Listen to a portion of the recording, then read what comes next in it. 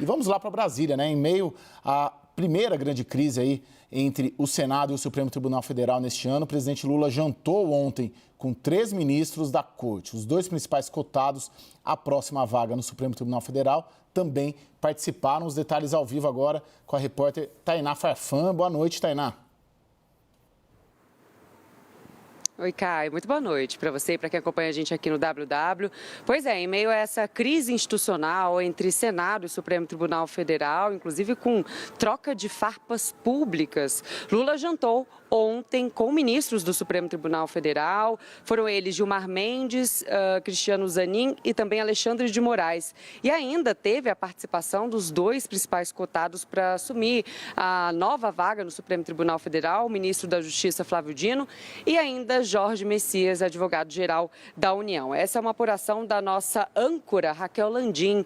O presidente do STF, Luiz Roberto Barroso, Caio, só não participou porque ele estava em uma viagem no Rio de Janeiro, mas hoje pela manhã ele se reuniu com Lula por cerca de 30 minutos. De acordo com fontes ouvidas pela CNN, a intenção foi justamente tentar acalmar os ânimos depois da aprovação da proposta de emenda à Constituição que limita poderes do Supremo Tribunal Federal, essa PEC que foi aprovada nessa semana, na quarta-feira, lá no Senado Federal, e que contou, inclusive, com o voto favorável do líder do governo no Senado, o senador Jacques Wagner. A informação que nós tivemos, de acordo com relatos, é que Lula não citou diretamente esse assunto. Ele citou ali nas entrelinhas, né? Fez alguns afagos, como é de costume, de Luiz Inácio Lula da Silva. Ele também não citou, não falou sobre a indicação do novo ministro, né? Do novo nome que deve assumir a vaga no Supremo Tribunal Federal, mas claro que a presença desses 2 cotados não passou despercebida.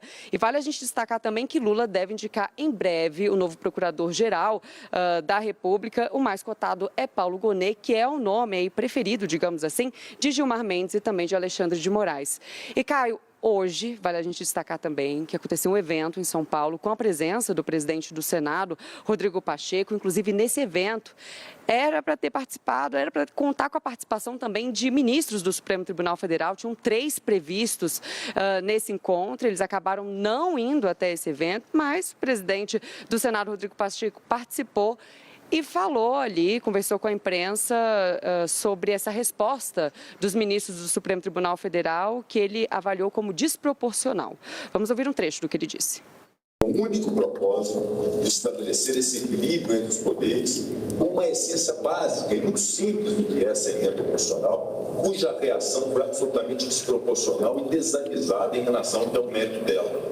O que significa essa proposta de Constituição é que uma lei votada na Câmara dos Deputados, no Senado Federal, sancionada pelo presidente da República, ou seja, feita por 2 poderes, não pode ser revista por um ato unilateral de um único membro do Poder Judiciário. Bom, gente, vamos então para a análise aqui. Conosco o Cristiano Noronha, cientista político e vice-presidente da Arco Advice. Boa noite, Cristiano. Boa noite, Caio. Daniel Rittner, meu amigo, diretor de Brasília, da CNN. Boa noite, Daniel.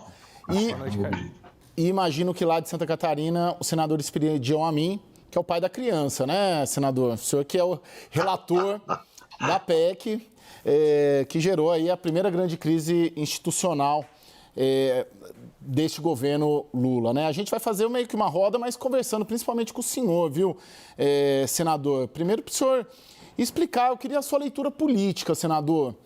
Vou pedir uma concisão para a gente conseguir rodar bastante aqui a conversa com o senhor, mas, na sua percepção, por que houve essa reação do Supremo Tribunal Federal à PEC que o senhor relatou? Como jesuíta, primeiro, boa noite a todos. Como jesuíta, eu sempre tive muita preocupação se eu fosse confessor. Esta reação só pode ser fruto de culpas dos que reclamaram tanto. Eles estão preocupados não com a PEC, mas com outras culpas que estão lá atrás e que podem ser resgatadas. Portanto, a PEC, o presidente Rodrigo Pacheco resumiu, é um absurdo, uma doideira institucional que uma lei aprovada por 2 colegiados, Câmara e Senado, aprovada pelo presidente da República, seja derrubada por um ministro e não pelo Poder Judiciário, que é o Supremo Tribunal Federal. Logo, toda essa reclamação, essa exaltação é por outros motivos, que eu não posso relatar porque não os conheço todos, mas sei que existem. Agora, na sua percepção, senador, no que mais o Congresso pode avançar, né? Tem tido um debate grande sobre outras agendas que podem gerar tamanha reação semelhante a essa. Olha, eu acho que a maior agressão ao Estado de Direito que nós temos hoje, patrocinada pelo STF, não são nem as decisões monocráticas. É o inquérito 4781, que um dia vai ser condenado internacionalmente. Baseado num artigo do regimento, aberto, instaurado em março de 2019, esta inquisição perdura. É uma inquisição em que o suposto ofendido investiga, condena e não há recurso.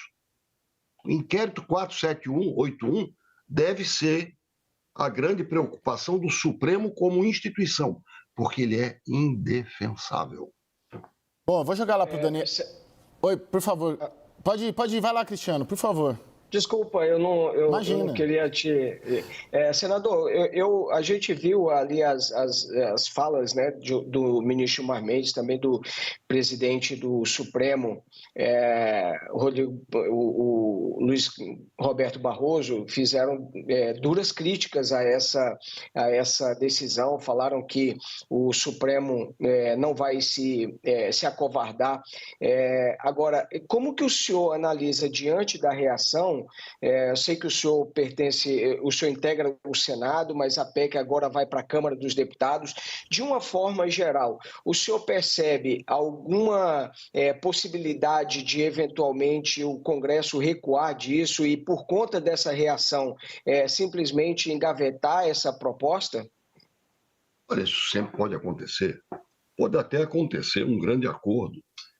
E a grande oportunidade de acordo é a questão do pedido de vista. Nós retiramos formando um acordo especificamente com a bancada do PSD, que fez um destaque sobre o assunto. Por quê? Porque o pedido de vista é uma questão acessória. E o próprio Supremo confessou que era preciso corrigir, editando a emenda regimental 58 de 19 de dezembro de 2022. Só que escreveu ou com objetivo oculto ou erradamente. Porque é um dispositivo regimental, artigo 134 do regimento, que, como está escrito, permite, não estou dizendo que vai acontecer ou já aconteceu, que haja 10 pedidos de vista de 90 dias cada um sucessivos. 900 dias de pedido de vista com uma lei sustada, essa situação atual, por uma decisão monocrática. Portanto, a lei vai para o limbo. Ela não está nem condenada, não está revogada, ela está suspensa. Como fazia o catecismo antigo, joga para o limbo. Enquanto isso, a lei não está em vigor e não há regra. Então, é contra isso que essa PEC se insurge. Ela só exige uma coisa: decisão colegiada do Supremo. E nós vamos respeitar. Se o Supremo dissesse dispositivo aqui é inconstitucional, nós vamos ter que consertar, que é definitivo. Agora, se é uma decisão monocrática, ela pode durar 10 anos. Um pedido de vista pode durar 5 anos. Isto é insegurança jurídica.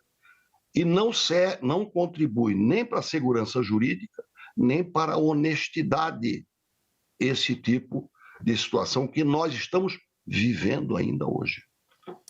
Vou jogar lá para o Daniel Rittner. O Daniel hoje conversou bastante na Câmara, né, que é para onde essa PEC será destinada.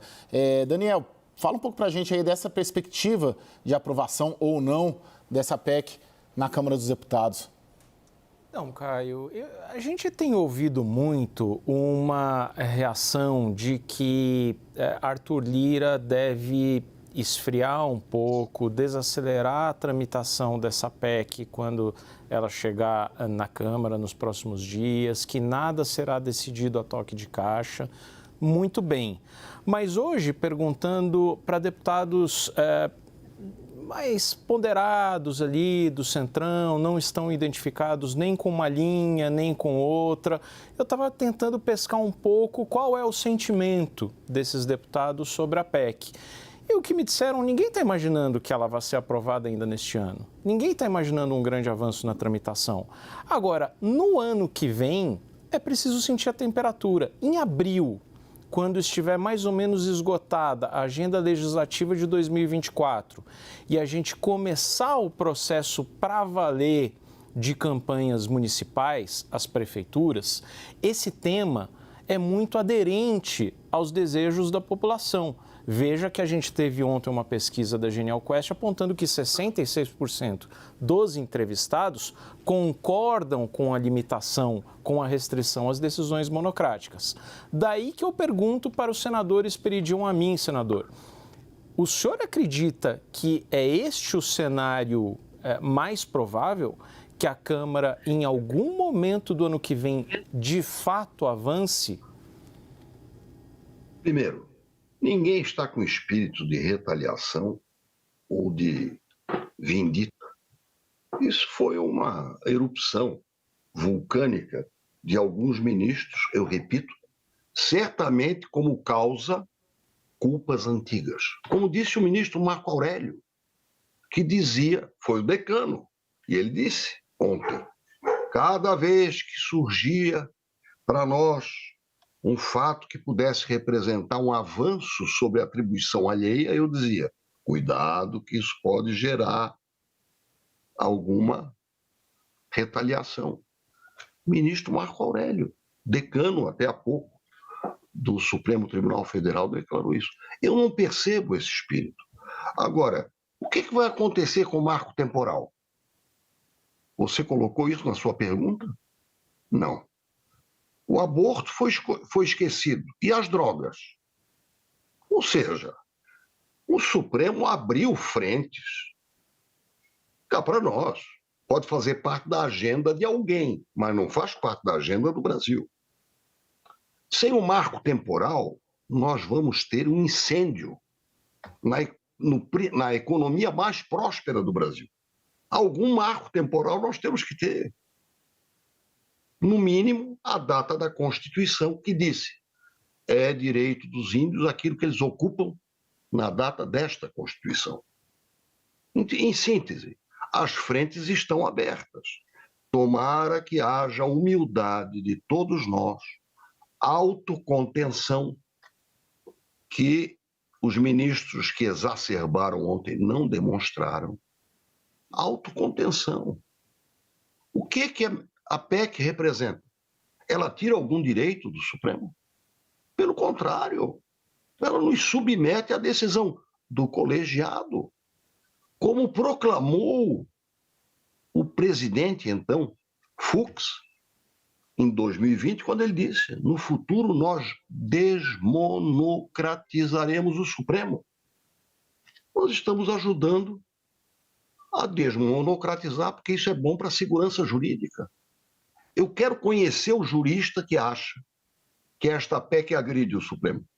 Agora, se alguém tem hábito, tinha um cacuete, e esse cacuete vai ser corrigido, eu prefiro corrigir o cacuete, meu ou de qualquer outro.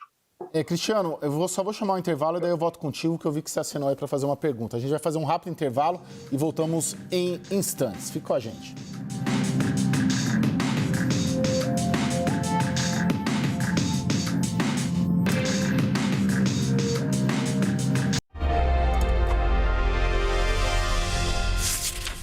De volta com o WW, aqui estamos conversando com o relator da PEC que gerou a primeira grande crise institucional do governo Lula III, senador Esperidion Amin. O Cristiano Noronha havia pedido a palavra, queria perguntar para o senador. Cristiano.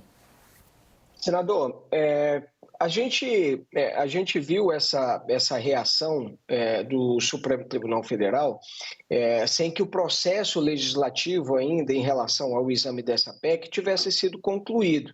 Quer dizer, não houve, o senhor não avalia que poderia ter havido aí, de certa forma, na forma da reação por parte do Supremo Tribunal Federal, eventualmente algum senador viu isso como também uma forma de intimidar o Congresso, quer dizer, vocês não julguem, não aprovem, porque senão a gente vai, de qualquer forma, considerar isso aqui inconstitucional. Quer dizer, a PEC nem houve ainda, existe dentro do processo legal. Se eventualmente a PEC for promulgada dentro do processo e do rito, naturalmente pode ser apresentada, vamos supor, uma ADI, inclusive contra a própria emenda constitucional. Então, não houve, de certa forma, não teria havido também uma certa precipitação, até por parte do Supremo nessas críticas, não deveria se esperar todo o andamento, vamos dizer assim, do processo legislativo? Eu quero lhe agradecer pela sua colocação. Você está iluminando o assunto. Presta bem atenção, esta PEC é de 2019. Ela só não alcançou o quórum de aprovação em 2019, mas foi expurgido dela tudo que representasse questão penal. Sabe a pedido de quem? Da bancada do PT, Partido dos Trabalhadores. Habeas corpus, mandado de segurança, está tudo fora disso. E agora nós tiramos os atos normativos. O objetivo é o seguinte: lei aprovada por colegiado não pode ser defenestrada do mundo jurídico, como foi, por exemplo, a lei das estatais. Ela fez bem para o Brasil durante 6 anos. No 7º ano ela foi tirada. Para beneficiar quem? A CNN, junto com o Valor Econômico, apurou. Sabe para quê? Para facilitar o provimento de 587 cargos, de remuneração de 214 mil por ano a 3 milhões por ano, levando inclusive a Petrobras a flexibilizar. Você vê o sentimento de volta ao local do crime. Mas mais importante do que isso, eu vou aqui tornar público um fato. Eu não vou contar sobre a conversa do ministro do Supremo criticando, junto a uma emissora de televisão, o que dizia o ministro Rui Costa. Isso é público e notório. É o roteiro da falta de espírito republicano nesta censura e intimidação a senadores e ao Senado, que você suscitou. Quero dizer o seguinte: um desses comensais desse jantar negociou comigo e com o líder do governo e com o presidente do Senado, Rodrigo Pacheco, que foi o autor da emenda, o texto do parágrafo 3º do artigo 103 desta emenda constitucional. Um destes 5 comensais do presidente, Lula, vocês falaram de um jantar aí, um dos 5 comensais negociou comigo o parágrafo 3º do artigo 103. Que história é essa de agressão? Que histeria é essa que justifica que um ministro do Supremo chame quem votou isso de pigmeu moral? Que história é essa? Nós não estamos na Uni. Se eu estivesse na Uni fazendo um discurso, eu também fui estudante e disputei eleições. Aí eu começaria a usar esse tipo de agressão. Telefonaria para senadores. Os 52 votos do Senado, ponham isso no computador de vocês. Não tem nenhum que votou por intimidação. Pelo contrário. Foram senadores que resistiram e marcaram um ponto para o Estado democrático de direito. Gravem isto. Senador, qual a sua leitura do voto do senador Jacques Wagner, que é o que gerou muita polêmica também, porque o Supremo Tribunal Federal viu o digital do Palácio do Planalto nesse voto? A sua interpretação? Posso falar em 2 palavras? Primeiro, eu queria ter um líder assim. Eu, se fosse presidente, se fosse governador, queria ter um líder assim. Altivo, com capacidade de conversar com pessoas que talvez eu não consiga conversar, pela sua autoridade moral e pelo seu preparo. Mas aí qual que é a sua reação, senador, e dos seus colegas, quando se difunde a informação de que o Supremo fez chegar ao Palácio do Planalto um pedido de que mude o líder do governo no Senado por causa desse voto? Eu sei que a imprensa não pode revelar a fonte, mas há umas 3 ou 4 entrevistas nesses 2 dias que são um roteiro para impeachment. Eu não quero falar sobre isso. Só quero dizer o seguinte... Senador, o senhor acha que... Está havendo muita promiscuidade e muita intimidade entre quem deveria ser juiz e partidos políticos e governo. Está crescendo como dizia, o clima no Senado, senador? Desculpe, só para emendar isso. Não, eu estou dizendo diante da sua pergunta. Mas pois é, justamente para rebater o que o senhor está dizendo. Isso não chegou ao Senado. Está crescendo um ambiente que propicia um primeiro pedido de impeachment de ministro do Supremo no Senado? Eu não estou falando isso. Eu estou dizendo que o roteiro descrito em entrevistas, em comentários, em análises políticas, mostram que está havendo muita intimidade entre quem deveria ser juiz e alguns partidos políticos e governo. E como dizia o Jânio Quadros, certa vez, a mino-carta da Carta Capital, intimidades geram filhos e aborrecimentos. E isso não é bom na democracia. Bom, gente, eu preciso... Cristiano, vou te pedir perdão, porque a gente tem uma grade aqui para cumprir. Tem 3 intervalos para a gente fazer ao longo do programa. Mas o Cristiano vai continuar com a gente, porque a gente continua com a análise política depois. Senador Espiridião Amin... Cristiano iluminou, você iluminou isso, você tem que ser o novo presidente da Enel. Tá bem. Senador, muito obrigado, viu, senador Espiridião, pela sua gentileza aí. Eu te agradeço.